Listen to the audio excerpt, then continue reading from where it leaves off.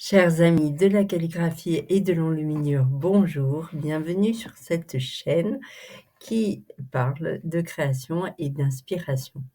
Alors, depuis des siècles, les manuscrits anciens sont porteurs de mystères. Ils cachent des formules et des symboles, des codes qui nous fascinent encore aujourd'hui.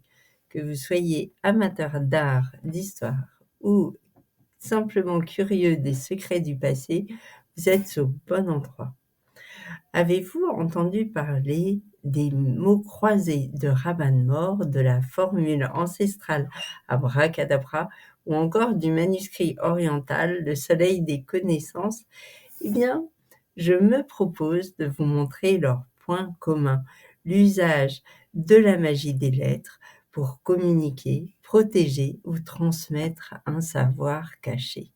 Intriguant, n'est-ce pas? Rabanne-Maure, moine bénédictin, théologien et entomologiste, et oui, vous voyez ses lettres, il adorait les insectes, est l'une des figures majeures de l'Empire carolingien. Élève du célèbre Alcuin, celui qui nous a donné la Caroline, il a acquis une formation approfondie en grammaire, rhétorique, dialectique, des disciplines essentielles dans le monde médiéval. Devenu l'abbé de Fulda, il transforma ce lieu en un centre de savoir rayonnant où la copie et l'enluminure des manuscrits atteignirent un raffinement exceptionnel. On lui attribue également cette créativité particulière dans l'usage des lettres et des chiffres, notamment à travers des pages de mots croisés, comme vous voyez ici. Une pratique qui mêle la dévotion et la réflexion intellectuelle. On voit ici comment il disposait les lettres pour créer des motifs géométriques sur une pleine page. Donc on dirait des mots croisés, mais en fait, on peut lire en séparant les mots, en rétablissant la séparation des mots en latin, bien entendu, le texte de la Bible qui était recopié.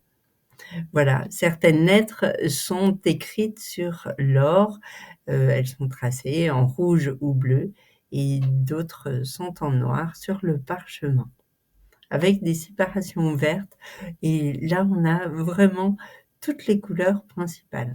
Rabanne-Maure ne s'intéresse pas qu'à la géométrie, il peut dessiner également des figures. Nous voyons ici un ange qui est représenté avec toutes ses paires d'ailes, de multiples ailes, on pourrait dire, dans les 4 directions cardinales et dont le corps est parcouru de ces lettres disposées dans les cases. Alors, il s'intéresse à la Bible, il écrit de nombreux traités théologiques, mais aussi encyclopédiques. On a vu qu'il aimait beaucoup les insectes. Et il est l'auteur du célèbre De Rerum Naturis. Donc, c'est une œuvre à la fois pédagogique et une œuvre qui témoigne de sa foi et de son rapport au monde. En explorant son univers, on voit que l'écriture devient plus qu'un simple outil, elle se fait vectrice de mystère et de spiritualité. On peut parler peut-être parfois de magie des lettres, et nous allons voir maintenant la formule abracadabra. Abracadabra, cette formule est très connue des enfants, des contes de fées, c'est la magie sur la scène aujourd'hui. Mais pourtant, elle puise ses origines dans le monde antique. Ce mot ancien serait dérivé de l'araméen ou du grec et il signifierait peut-être que la chose soit détruite. Dès le IIe siècle, des textes médico-romains mentionnent son usage comme une incantation protectrice. On retrouve des amulettes gravées d'un triangle qui a la pointe vers le bas, formé par les lettres abracadabra, qui sont censés éloigner les maladies ou les esprits malveillants. Donc voilà le fonctionnement. on écrit le mot entier, tout en haut et puis à chaque ligne, on lui enlève, pardon, une lettre et là, vous voyez que cette formule a été reportée dans la marge d'un manuscrit, un manuscrit médical et on enlève la 1re lettre de la ligne, jusqu'à ce qu'il ne reste que le A. L'idée, c'était d'affaiblir le mal ou la grippe ou la fièvre, progressivement, à chaque fois qu'on réécrivait ce mot, jusqu'à sa disparition totale. Alors aujourd'hui, cette formule peut être toujours fascinante, parce qu'elle vient de l'histoire ancienne, mais aussi parce qu'elle illustre la magie de la puissance des mots. Donc j'ai voulu vous l'écrire là au-dessus, avec la tête en haut, pour remettre de la magie dans notre monde. Mais passons au soleil des connaissances. Alors, dans un manuscrit oriental sur papyrus, on trouve cette figure tout à fait intéressante de correspondance.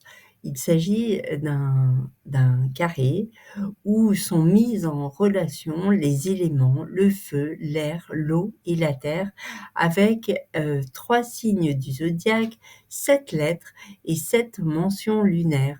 Donc il pouvait peut-être servir d'aide-mémoire à l'occultiste, comme cela est expliqué dans sa description.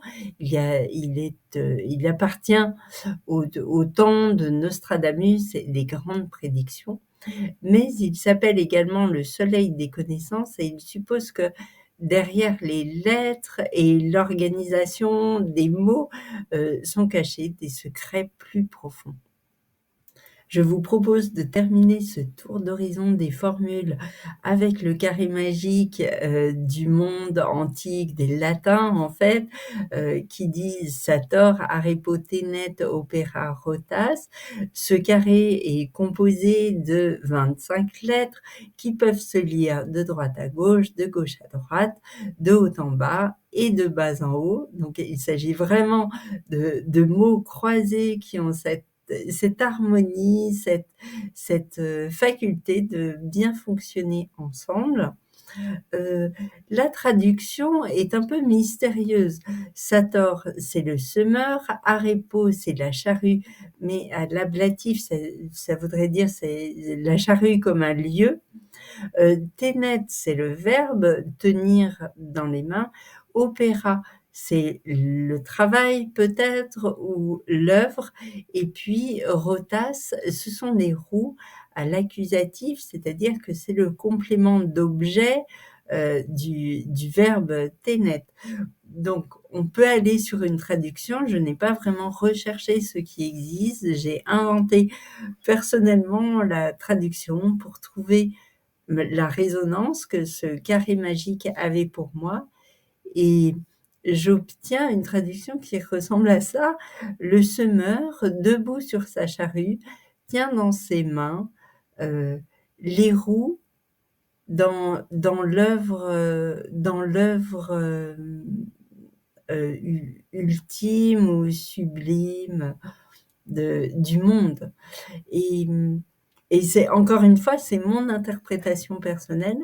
J'ai voulu me l'approprier d'une certaine manière et y réfléchir dans un travail de damier où j'ai replacé ces lettres par-dessus des cases en alternant le noir et le jaune et en travaillant avec les couleurs de la grenade, les pigments de grenade que David Damour m'avait donné avec de la cochenille aussi pour pour le rouge parce que j'aime beaucoup la cochenille.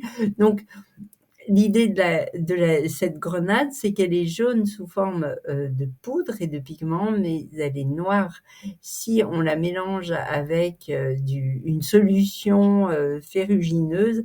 Ça donne l'encre ferrogallique que vous voyez ici. Donc voilà, en travaillant sur ce projet d'enluminure, j'imaginais que la force de la formule pouvaient m'encourager à semer plus largement, à oser partager, les découvertes que j'ai faites les années précédentes. C'est pour ça que c'est peut-être pour ça, parce que cette formule magique, est efficace, que je suis avec vous aujourd'hui, ou que vous êtes avec moi plus précisément. Depuis des siècles et des millénaires, les mots, les lettres et les chiffres sont bien plus que de simples outils de communication. Ils ont été des vecteurs de mystère, de symboles, de pouvoir et de clés pour décrypter les mondes invisibles. Des mots en case de rabat-de-mort à la légendaire formule abracadabra, en passant par divers codes et mises en page, nous découvrons que l'écriture et la magie ont un lien indissociable, la créativité humaine. Alors peut-être que ces formules vont vous inspirer pour créer ou explorer ou même inventer vos propres codes.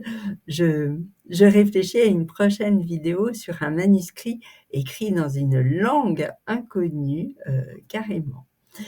Et en tout cas, tout cela nous montre que la magie de l'écriture nous appartient à nous tous, à tous ceux qui osent le rêver. Si cette vidéo vous a plu, pensez à me laisser un like, un commentaire. N'oubliez pas de vous abonner pour ne rien manquer de la suite. Vive la calligraphie, vive l'enluminure et à bientôt pour un nouveau voyage dans le temps et l'imaginaire.